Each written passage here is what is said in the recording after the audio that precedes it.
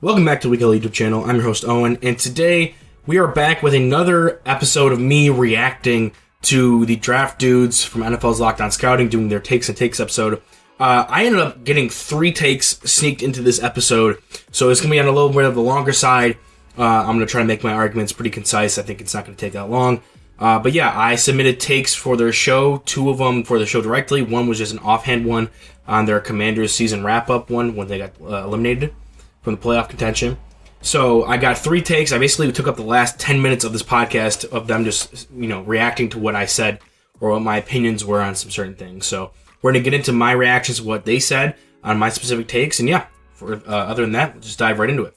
The NFL should retire the MVP and Offensive Player of the Year award and make a Tom Brady award for the best quarterback season and a separate award for non-quarterbacks that is given equal importance to the other award.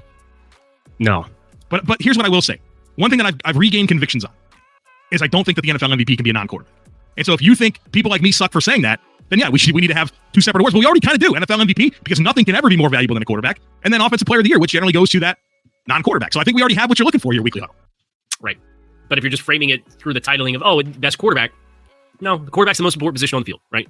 And I just can't get myself there, dude. And the way the game is played right now, I'm inclined to agree with you. They're responsible for everything.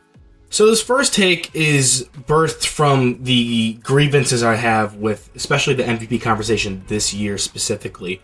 There's a lot of conversations about Brock Purdy had it, then he lost it. Dak Prescott had it, and he lost it. Now it's Lamar Jackson's, and now there's an argument whether or not it should be Christian McCaffrey's to win it, or Tua has it if they can beat the Baltimore Ravens. It's kind of like how a title belt, first things first, Nick Wright talked about this, where it was like a heavyweight championship belt. Oh, person X beats person Y, so now person X is the new MVP favorite because person Y was that.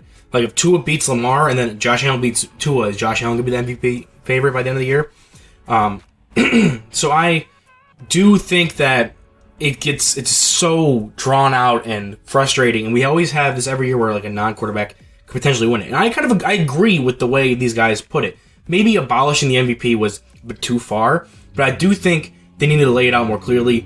Maybe perhaps they're doing the thing with how the MVP or how the NBA just did it in the past few years, where they renamed some of the awards to be named after their legend players, like name the MVP the Tom Brady Award or whatever. That kind of gives it the tinge of being a quarterback, and you don't have to make it solely a quarterback award, because quarterbacks are inherently more valuable than any other player of any other position. If you have a quarterback who is remotely close to being in the conversation with a non-quarterback, it's going to go to the quarterback because they just are more valuable to a football team than a number 1 receiver is, a number 1 running back is, a defender of any kind.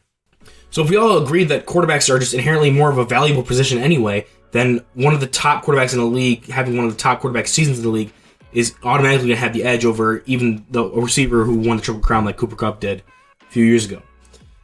Now, so I do agree with that, but what I think needs to be more specified is the Offensive Player of the Year award, or whatever secondary award they want to bring a new one in.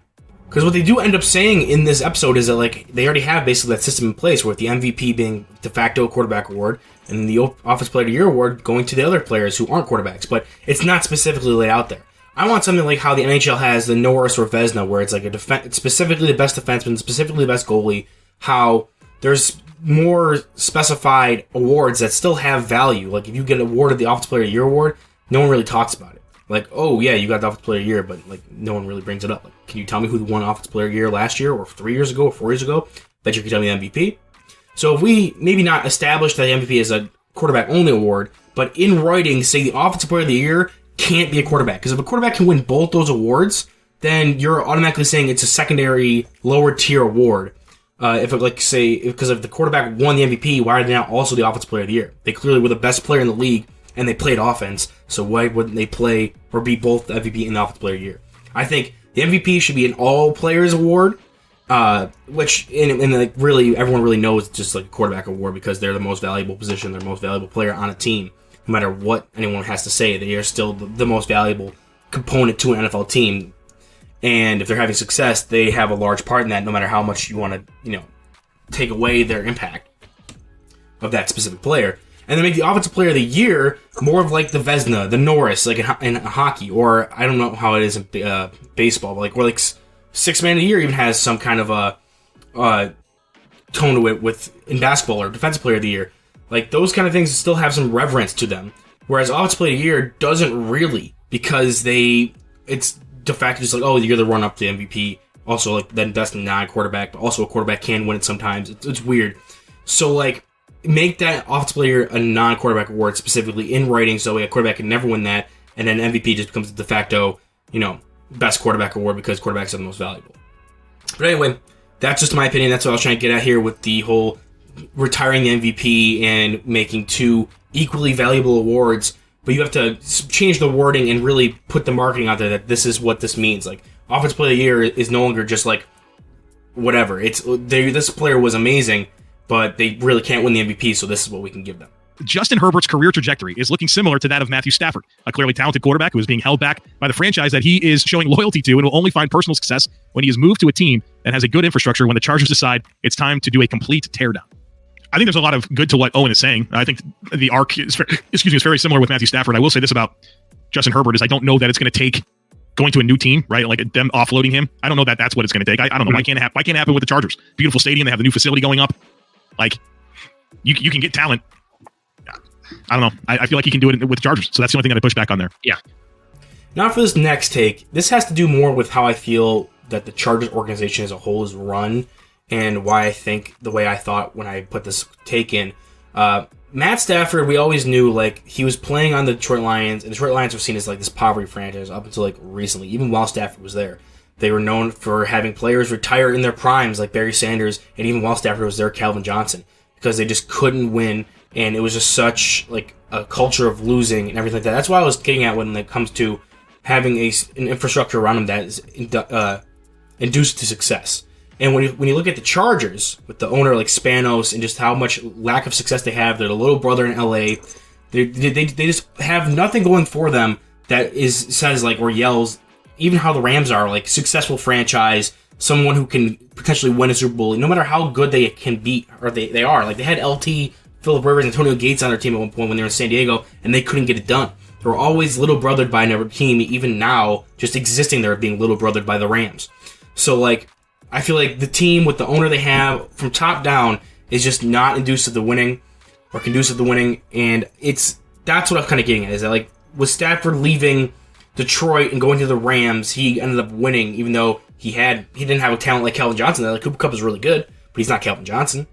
And there was just this little change going from that organization to the other organization that was the flip that switched for Stafford, who still loved Detroit and didn't want to leave, but went there and finally found personal success and like notoriety, which I think is the path for Justin Herbert now, seeing how the Chargers are run and how little success they've had, despite having like a top 5 quarterback in the league for 3 straight years. Like he came out, it was a top 10 quarterback his rookie season, and you haven't been able to do anything. You had one of the biggest blown leads in football history in the playoffs last year, and it just got worse this year.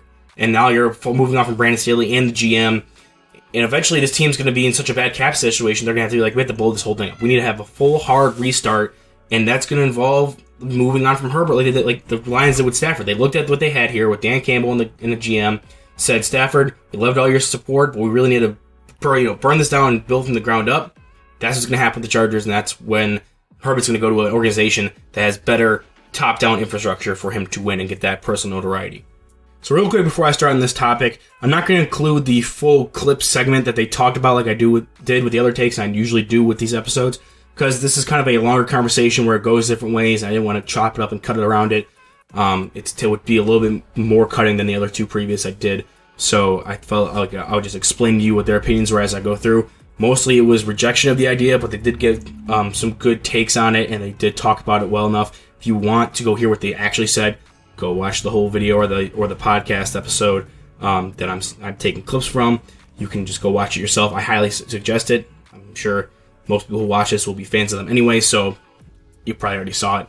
But yeah, go listen to what they actually had to say, and then come back and listen to what my response to that is. But in general, I'll just summarize it as I go along to my response. And for this final take, this was actually when I didn't submit for the Takes and Takes episode. It was when I put on their Washington Commanders season recap, like the Levy Grill is what they call it, when a team was eliminated from the playoffs to go through and just talk about their offseason from the point of view now, where they sit. And I was looking at what they were saying there, how Washington has this new owner coming in, and they're going to move on from Ron Rivera. Their defense, has slowly gotten worse over the years, and they just need to find a culture, they need to establish a winning culture, and go in there and change what's been going on with their team from the top down, which includes a new coach and somebody who can come in and actually get this team to win. And I was looking at that, I was like, huh, Brian Flores is in the wings for trying to get another head coaching job. You know, he moved out of Miami after getting undercut by ownership in the GM. There was a rift there when it came to trading for Deshaun Watson rumors, and then they try to tamper with Tom Brady, and they get penalized for that. So it just seemed like there was a lot of dysfunction going on there, and while the Dolphins have now gotten hold of it and they've turned their fortunes around, Flores was applauded for doing things with that team that everyone thought was tanking for Tua, was absolutely bottoming out the year before, and Flores was able to get some fight out of that team late, even in that taking season. And like there was the whole thing with like him benching Tua, starting Fitzpatrick. That was kind of weird. I still thought that the Washington Commanders, who just need a coach to come in and maybe not be like a great coach to push them to a Super Bowl, but reestablish a winning culture there and try to turn things around so that way they have early success under this new owner. Thought that sounded like a good spot for Flores to go. However, the arguments that the guys made in this ending part, I'll sum up here because I didn't include the clip in the beginning, is basically that one of them didn't like his defensive scheming and the other one was like their coaching. But there was other stuff that I just wasn't aware of, not being like a Dolphins fan and not really following Flores' career while he was down there post firing. I just, was being that from the national media, getting the information from that. Was just that like his leadership was put into question with the whole Kenny Stills thing and then Fitzpatrick demanding a trade. And there obviously was a rift between the coach and the GM. And if you brought Flores in, there's no guarantee he's not going to want full control. And then when you fire him, like the whole team's going to be made in his image, as opposed to him just coming in, building up what you got there. Or like even if it's tear it down, him building up his own team, and then someone else coming in, and they're gonna have to go through a whole nother rebuild if it's all Flores guys. But regardless, like I could see the arguments there, and that there's like some stuff that I wasn't aware of.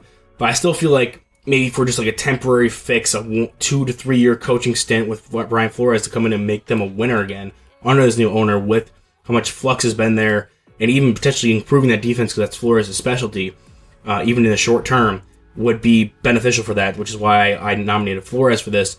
There's probably better coaching candidates, but who's going to be jumping at the chance to go to Washington right now with how this team is built? So I felt like a guy who needs to turn his reputation around and really show that he can win with not as much available to him talent-wise was something that would be good for Washington. So that's why I put that take in there. And I think that'll be it for this episode of me reacting to the draft dudes, giving their takes on my takes on their podcast. I know that's a lot to say, not really catchy, but oh well. I really enjoy making these, and I've been kind of cold with what kind of takes I've been giving out. They haven't been that great, and I hit a jackpot this week, giving up 3 that really seem to be good content for them, and now I can make some good content off of that, and it really just gets my wheels spinning when I hear them give their takes, and I have stuff to work off of. So I really do enjoy these. I hope you guys enjoy them too. With it moving more towards draft season and away from the NFL's actual season, the draft dudes usually dip more back into draft and college football content, which is usually what my takes are centered around anyway. So I think I'll be able to get more of these out, which will include more draft-based opinion pieces. So look out for those. But other than that, you guys have a good rest of your day. Check out other things I've posted, and I'm hoping to be posting more often now, being on break and moving into the spring semester. So hope all you guys have a happy new year, and I'll see you in the next one.